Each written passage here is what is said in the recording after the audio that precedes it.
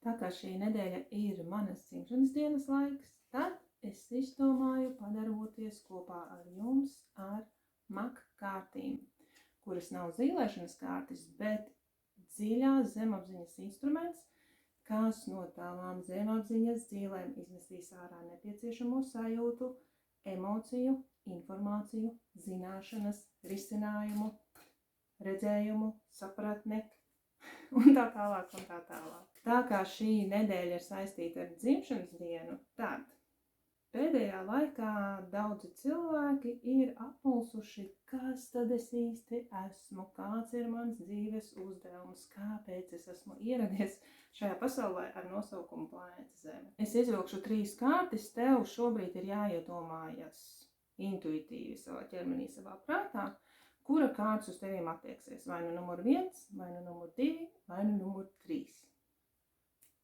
Attiecīgi es vilkšu kārti un kārtas nodoms būs sekojošais.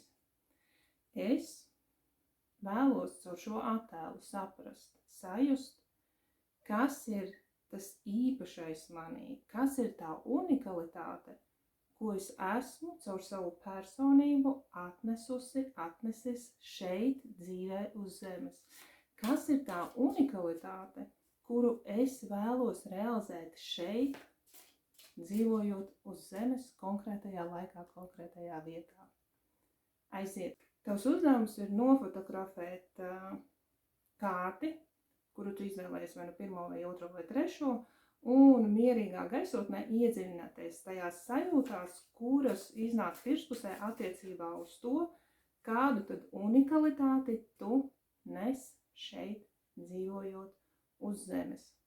Galvenais nesalīdzini nevienu citu, bet iedziļinies tieši savās sajūtās, kas ir tā vibrācija, kas nāk ārā, kas tad ir tevī tas specifiskais, unikālais, savdabīgais, īpašais, kas tev ir jāizpauž šeit, dzīvojot uz zemes.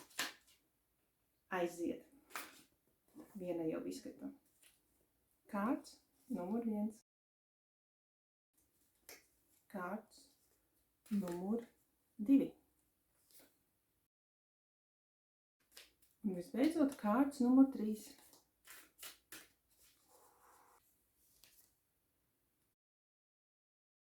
Būšu super priecīgi, ja padalīsieties, kā jums veicās ar kārtas nolasīšanu, sajūtas nolasīšanu, un varbūt esi pat gatavs padalīties, kas tad ir tā tava unikalitāte, ko tu nes uz planētas Zeme.